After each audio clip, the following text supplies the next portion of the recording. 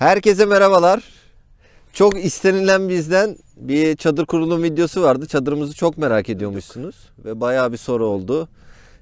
Atıyorum soba kurulumu olsun, çadır kurulumu olsun, su alıyor mu vesaire. Hepsini bugün inceleyeceğiz yakından.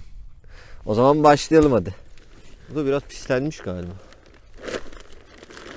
Bunu her yerden temin edebilirsiniz. Trendyol vesaire. Her yer satıyor bunu. Biz 3'e 3 yaptırdık bunu. Siz de çadırınızın ölçülerine göre seçersiniz. Altında bir şey kalmış mı? Bak taş var bunun altında.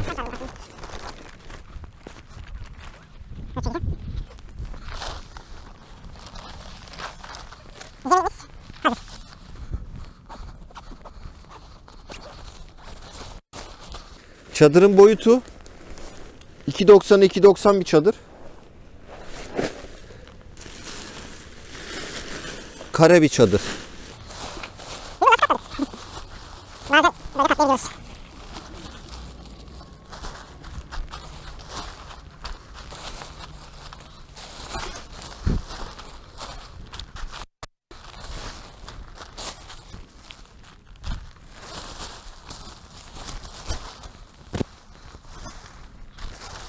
Burada çadırın kemerleri var arkadaşlar. Bunları gerdirerek çadırı daha rahat bir şekilde kurabilirsiniz.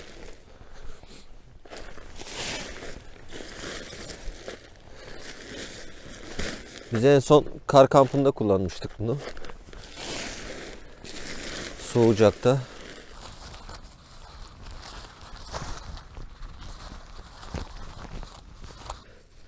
Arkadaşlar buradaki kemerleri baz alarak böyle diğer taraflarını eşitliyoruz. Sonra pol çantamızı açalım. En ağırı pol çantası. Şimdi buradan arkadaşlar şöyle ince çubukları çekiyoruz.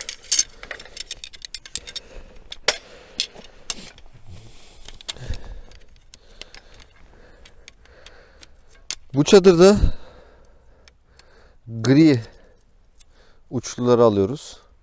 Çadırın üst tarafını yapmak için. Şimdi burada çaprazlama 4 tane geçme yeri var çadırın. Birincisinden geçiriyoruz. Birincisinden geçirdikten sonra bunu da alıyoruz.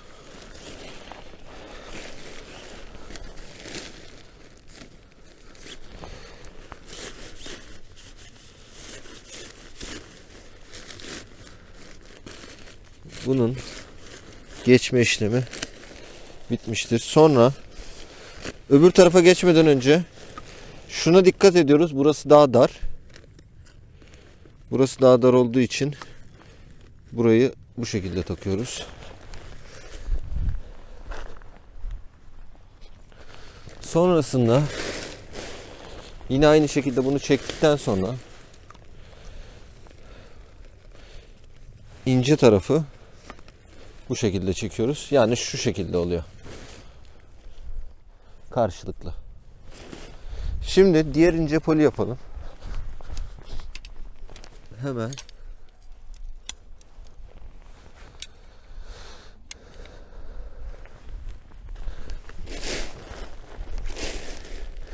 Yine aynı şekilde biraz önce yaptığımız gibi burada da aynısını yapıyoruz.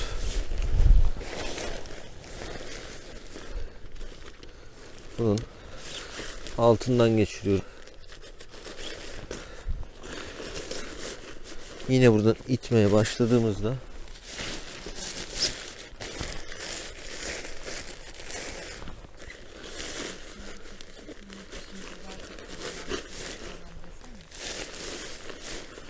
aslında bu çadırlarda, büyük çadırlarda 2 kişi destek olursa, atıyorum bir kişi bunu yaparken bir kişi bunu yapar. Daha kolay bir biçimde bitirirsiniz. Ben size detaylı anlatacağım için bugün tek kişi kurulum yapıyorum.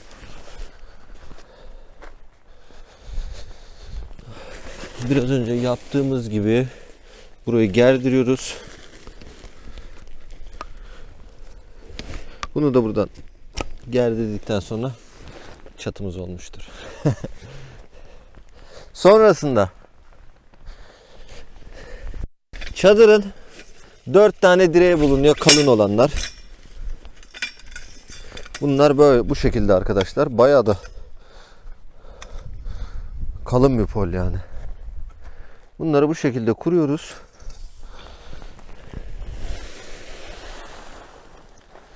Kalın olan tarafı bu şekilde aldık. Şimdi çadırımızın şu şekilde pimler mevcut üzerinde.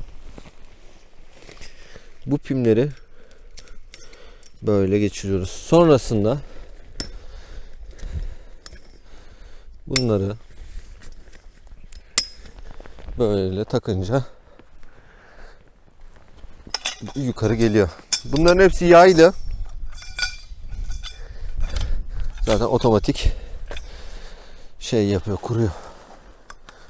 Burası da aynı şekilde.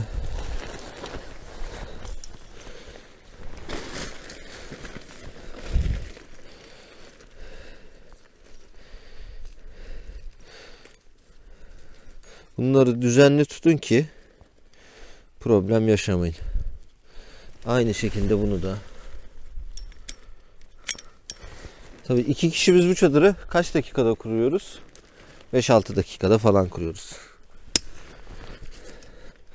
Şu an detaylı anlatım diye biraz şey yaptık. Bunlara dikkat edin. Bunlar elinizi acıtabilir.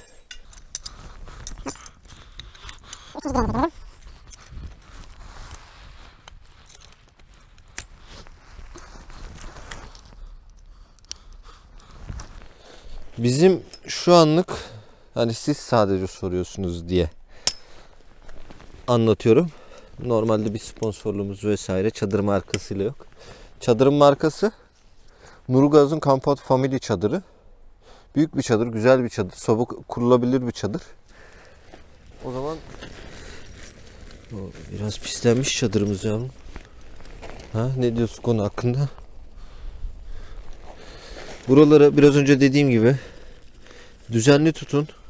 Önü mü bu tarafa bak? Emin misin? O zaman senin yardımına ihtiyacım var. Çadırı döndüreceğiz. Arkası bu tarafta kalmış. Tamam, oraya bakacak. Dur.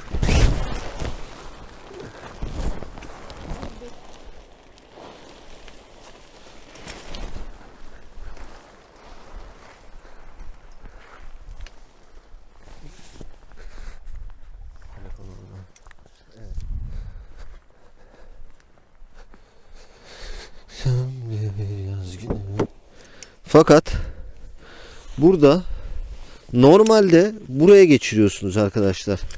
Şu şekilde yapılıyor. Şu şekilde çadırınızı gerdirmeniz gerekiyor. Ben buna pek fazla güvenmiyorum.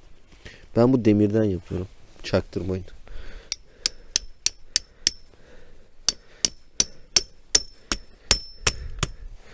Yes. Buradaki bu gergi aparatları bu dümdüz olacak. Şuradaki de çadırın gergisini ayarlıyorsunuz.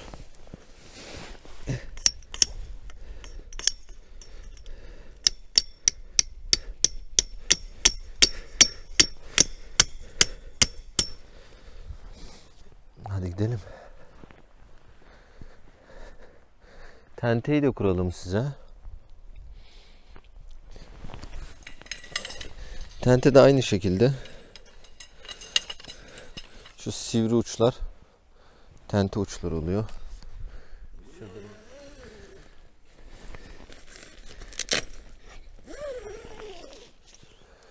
Çadırın her tarafı açılıyor. Aynı bu şekilde. İki tarafta açılıyor. O karşısı da açılıyor. Sadece sobanın kurulumu olduğu yer açılmıyor. Şimdi sadece burayı açacağım. Sizin için. Ama öncelikle benim ipe ihtiyacım var. Ben geldim. Şimdi şurası, bunlar yeterse, bunlar çadırın kendi ipleri. Arkadaşlar, gerdirme ipleri. Şimdi tente açılımı yapalım.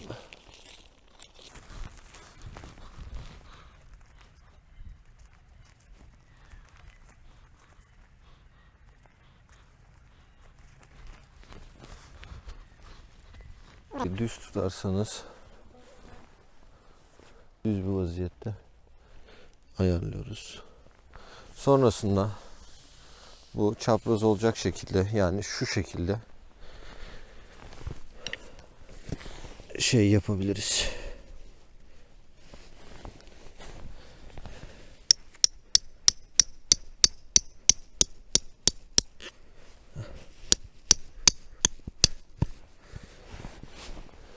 Gelelim. Şunu da hemen düzeltelim. Düz mü? Bu şekilde. Tente açılımında.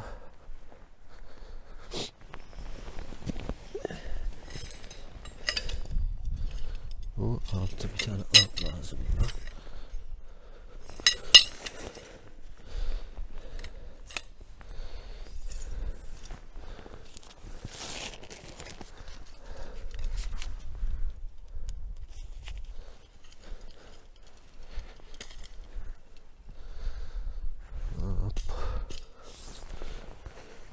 Bu biraz uğraş isteyen bir iş.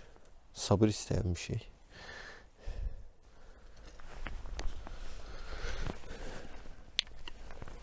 Bu da aynı şekilde.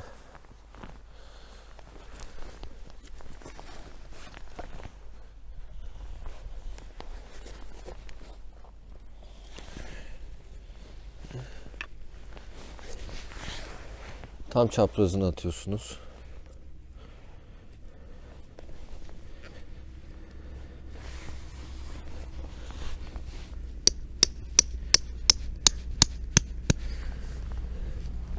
Gerdirmesi bu şekilde. Şunu şöyle yaparsınız.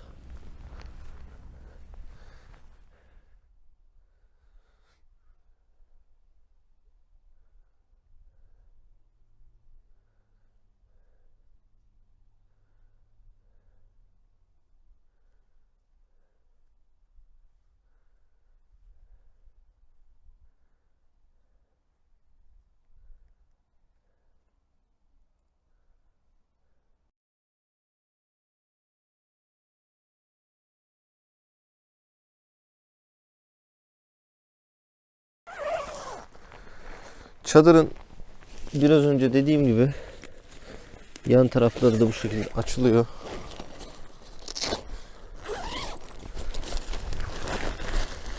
Yazın buraları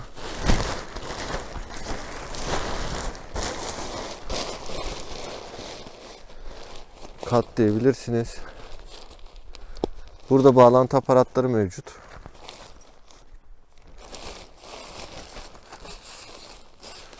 Bu şekilde klipsler mevcut. Bunları takarak yazında çok rahat bir şekilde çadırınızı kullanabilirsiniz.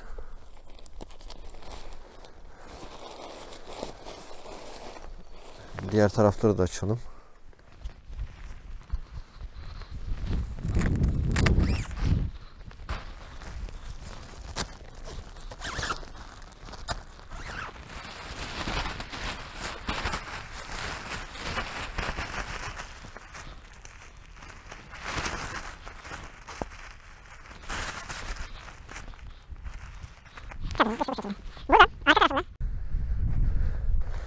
Çadırın arkasında da bir pencere bulunmaktadır.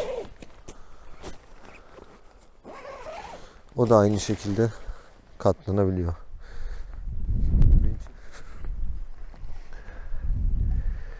Soba kurulumundan bahsedelim biraz da.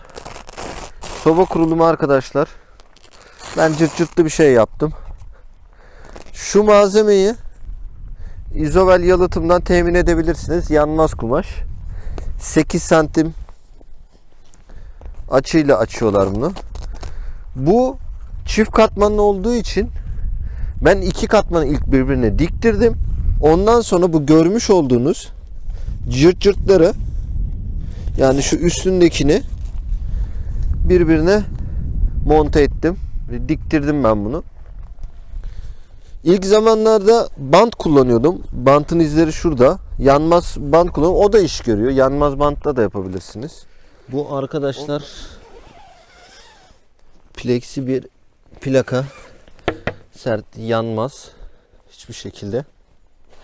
Bunu çadırımızın altına koyuyoruz. Bu şekilde.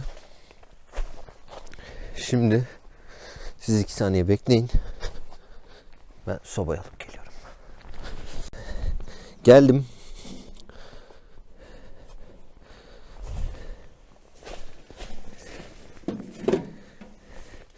Sobayı şöyle, bir yer vardı soba yapan.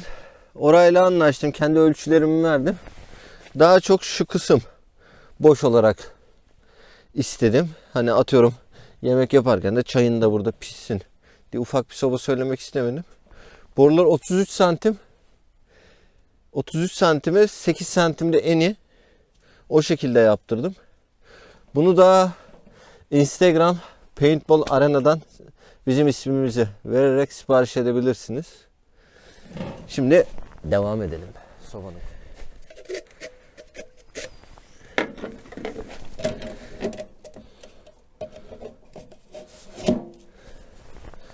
Şimdi bunu da taktık mı sobanın işi. Ben şunu da şöyle ayarladım. Hiçbir şekilde değmiyor zaten. Şapkasıyla bunu da takalım. Ondan sonra biraz konuşalım, videoyu sonlandıralım. Diyeceksiniz, çadırın üzerine kıvılcım sıçrıyor mu? Yok, sıçramıyor. Hiçbir sıkıntı da olmadı çadırlı olarak. Şimdi bunun bir dirsek borusu daha var. Şimdilik bu böyle dursun.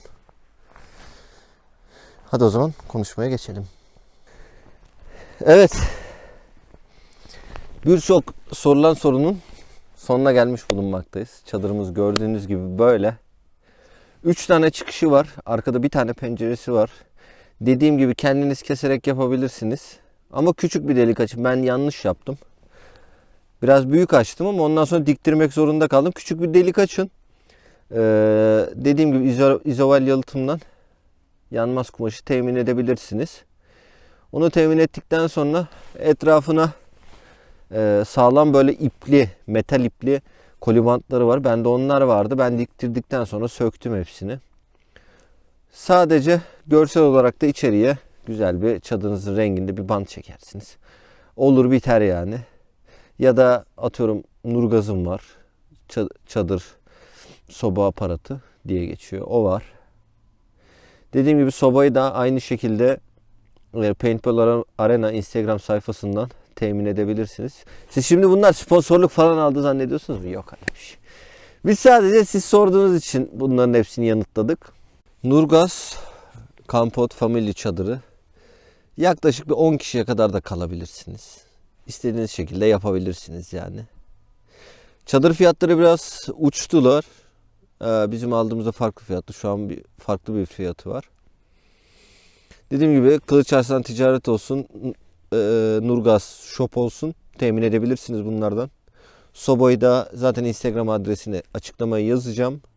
Çadırla biliyorsunuz ki bir kar kampı yaptık. Bir çekemediğimiz bir videomuz oldu. Keremali'de çok yoğun bir yağmurun altında kaldık. Yağmur konusunda hiçbir sıkıntı yok. Rüzgar dayanımı çok yüksek çadırın. Karda da kaldık. Kış kampı da yaptık çadırda. Videolarımızın hepsi mevcut. Onlardan örnek alarak kendinize seçme imkanı bulabilirsiniz çadır hakkında. Güzel bir çadır, çift katmanlı, her tarafı açılabiliyor. 3 tane çıkışı var en azından yani. Her tarafını yazın da olsa yazın da kullanabileceğiniz bir çadır. Kışın da zevkli oluyor. Ama şu tente olayı çok güzel oluyor. En azından Yağmur yağsa bile tentenin altında oturabiliyorsunuz. Çadırın iyi yanlarına gelecek olursak bayağı havadar bir çadır. Aynı anda 4 tane direk de kullanabilirsiniz. Bir giriş bir çıkış yapabilirsiniz. Atıyorum girişi buradan verdiniz. Öbür tarafı da çıkış yapabilirsiniz, yan tarafı. Yani karşılıklı da açabilirsiniz. Çadırın havalandırma sistemi gayet güzel. İçeride fazlasıyla sıcak tutuyor. Sıcağı içeride tutuyor yani. Çift katman, biraz önce dediğim gibi çift katmanlı bir çadır. Üst tarafı sadece sineklik. Yanlarda da var. Camı açarsanız sinekliğe ulaşabiliyorsunuz. Çadırın kötü yanını görmedim. Bir çadırın bir kötü yanını görmedim yani. Sadece kurulum tek başına biraz zorlanabilirsiniz. 2 kişi rahatlıkla kurabilirsiniz. Tek başınıza da kurarsınız. Biraz önce tek başıma kurdum çadırı. Kurarsınız ama bu 15 dakikaya çıkar. Biz çünkü Tuğçe ile en fazla 6 dakikada falan. Ben üst tarafı yaparken Tuğçe yan tarafları takmaya başlıyor. Atıyorum bir çaprazı attıysak bir çaprazı Tuğçe takıyor. Hemen halledebiliyoruz. Ondan sonra Tuğçe içeriği yerleştiriyor. Ben gerdirmelerini yapıyorum çadırın. Bu şekilde hızlandık yani. Biz memnunuz şu an çadırımızdan. Çadır kurulumu videomuzu tamamladık. İnşallah sorularınıza bir cevap bulmuşsunuzdur. Diğer sorularınız için bize mesaj atabilirsiniz. İyi yanlarını, kötü yanlarını. Soba kurulumu detaylı olarak gösterdim size. Nerelerden alabileceklerinizi linkini aşağıya bırakacağım. Kanalımıza abone olmayı, beğenmeyi ve orada bir çan var. Çanı açmayı unutmayalım. Görüşmek üzere.